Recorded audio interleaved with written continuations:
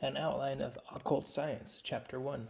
The character of occult science. At the present time, the world's occult science are apt to arouse the most divergent feelings.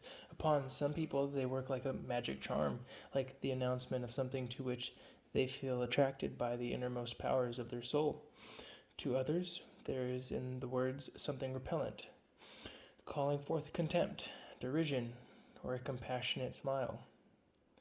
By many, occult science is looked upon as a lofty goal of human effort, the crown of all other knowledge and cognition.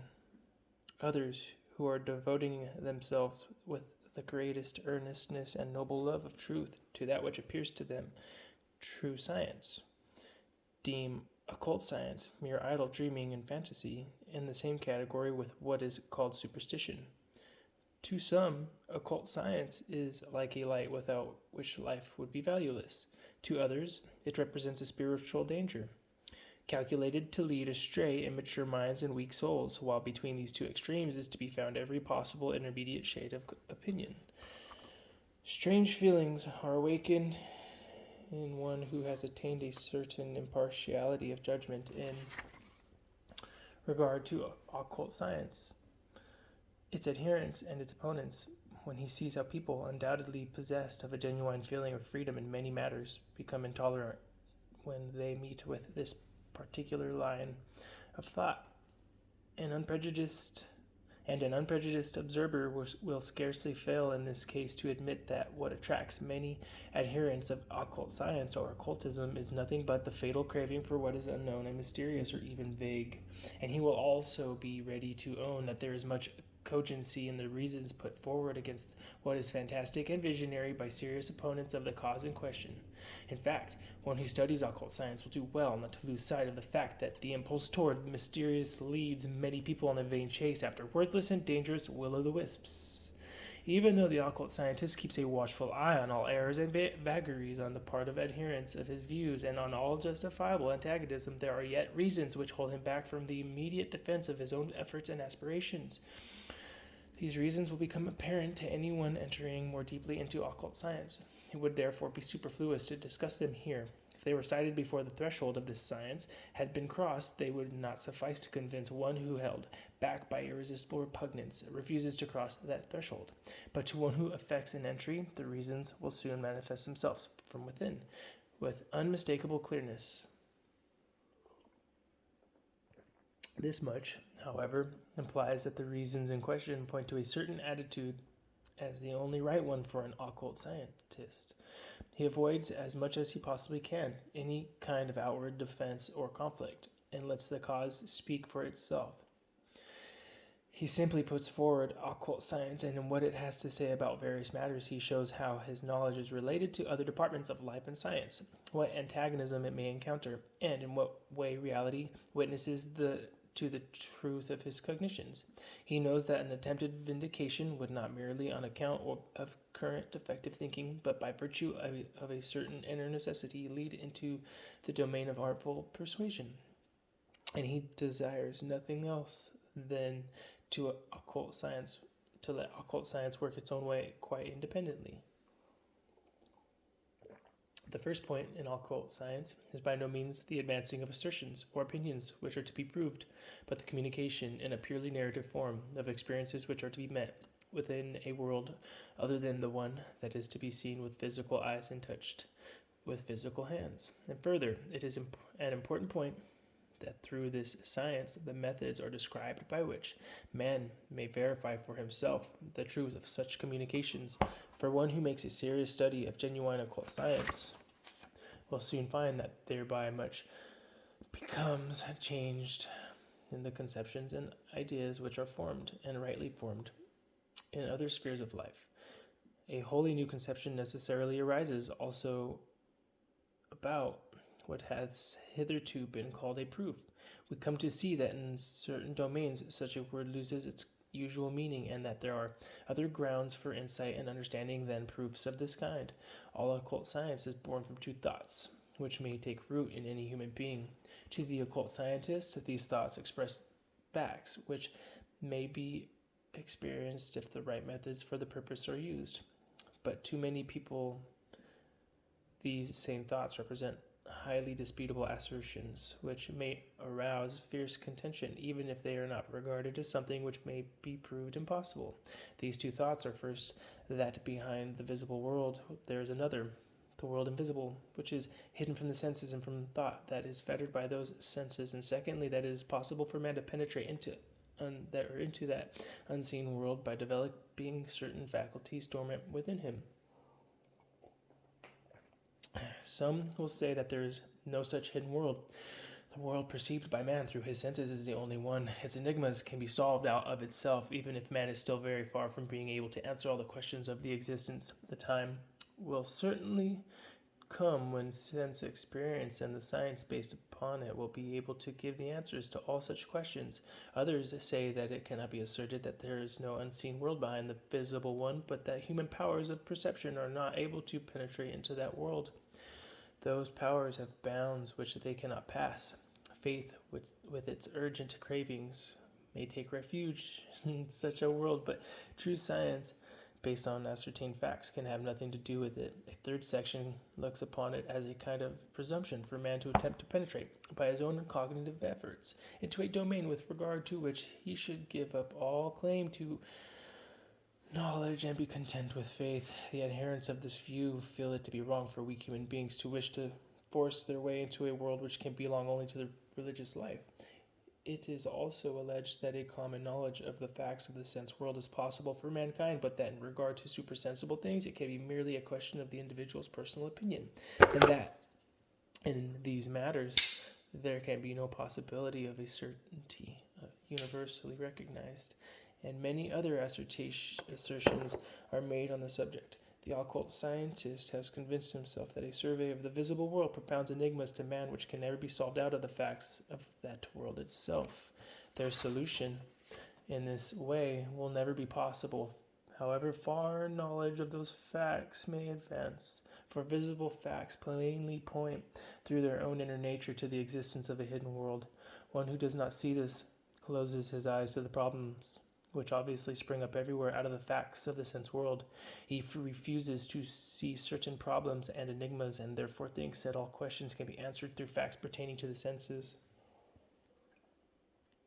The questions which he is willing to ask are all capable of being answered by the facts, which he is convinced will be discovered in the course of time. Every genuine occultist admits this, but why should one who asks no questions accept answers on certain subjects? The occult scientist says nothing else than that to him such questioning is natural and must be regarded as a wholly justifiable expression of the human soul. Science is surely not to be confined within limits which prohibit impartial inquiry. The opinion that there are bounds to human knowledge which it is impossible to pass, compelling man to stop short of the world invisible, is thus met by the occult scientist. He says that there can exist no manner of doubt that it is impossible to penetrate into the unseen world by means of the kind of cognition here meant. One who considers it the only kind can come to no other opinion than that man is not permitted to penetrate into a possibly existing higher world. But the occult scientist goes on to say that it is possible to develop a different sort of cognition, and that this leads into the unseen world. If this kind of cognition is held to be impossible, we arrive at a point of view from which any mention of an invisible world appears as sheer nonsense. But to an unbiased judgment, there can be no basis for such an opinion as this, except that its adherent is a stranger to that other kind of cognition. But how can a person form an opinion about a subject of which he declares himself ignorant? Occult science must in this case maintain the principle that people should speak only of what they know and should not make assertions about anything of which they are ignorant.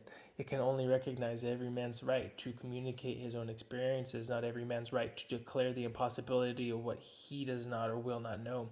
The occult scientist disputes no one's right to ignore the invisible world, but there can be no real reason why a person should declare himself an authority not only on what he may know, but also on things considered unknowable.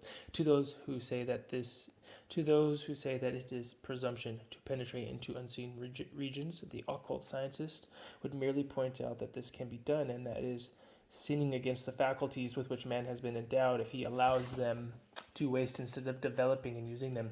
But he who thinks that views about the unseen world are necessarily wholly dependent on personal opinion and feeling is denying the common base of all human beings. Even though it is true that everyone must find light on these things within himself, it is also a fact that all those who go far enough arrive at the same, not at different conclusions regarding them. Differences exist only so long as people will not approach the highest truths by the well-tested path of occult science, but attempt ways of their own choosing. Genuine occult science will certainly fully admit that only one who has followed, or at any rate has begun to follow the path of occult science, is in a position to recognize it as the right one. But all those who follow that path will recognize its rightness and have ever done so. The path to occult knowledge will be found at the fitting moment by every human being who discerns in what is visible the presence of something unseen, or who even but dimly surmises or divines it, and who from his consciousness that powers of cognition are capable of development, is driven to the feeling that what is hidden may be unveiled to him. One who is drawn to occult science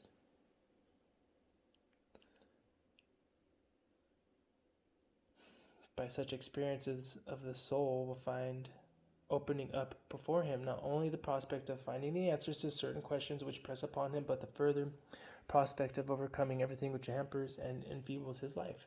And in a certain higher sense, it implies a weakening of life, in fact, a death of the soul, when a person is compelled to turn away from or to deny the unseen. Indeed, under certain circumstances, despair is the result of a man's losing all hope of having the invisible revealed to him. This death and despair, in their manifold forms, are at the same time inner spiritual foes of occult science. They make their appearance when a person's inner force is dwindling away. In that case, if he is to possess any vital force, it must be applied to him from without. He perceives the things, beings, and events which approach his organs of sense and analyzes them with his intellect. They afford him pleasure and pain and impel him to the actions of which he is capable.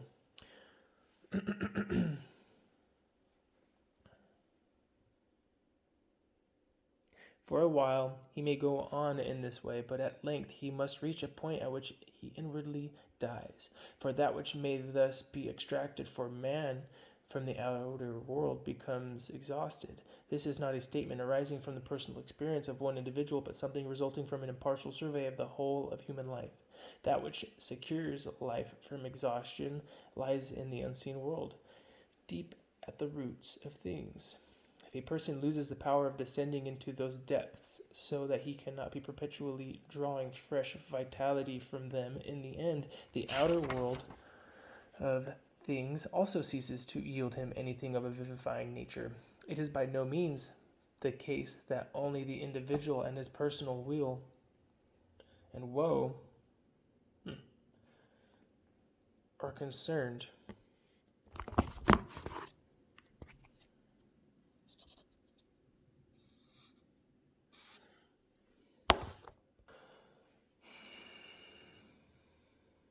Through occult science, man gains the conviction that, from a higher standpoint, the weal and woe of the individual are intimately bound up with the weal or woe of the whole world. This is a means by which man comes to see that he is inflicting an injury on the whole world by every being within it if he does not develop his own powers in the right way. If a man makes his life desolate by losing touch with the unseen, he not only destroys in his inner self something, the decay of which may eventually drive him into despair, but through his weakness he constitutes a hindrance to the evolution of the whole world in which he lives. Now man may delude in himself. He may yield to the belief that there is nothing invisible, and that which is manifest to his senses and intellect contains everything which can possibly exist. But such an illusion is only possible on the surface of consciousness and not in its depths. Feeling and desire do not yield to this delusive belief. They will be perpetually craving in one way or another for that which is invisible, and if this is withheld,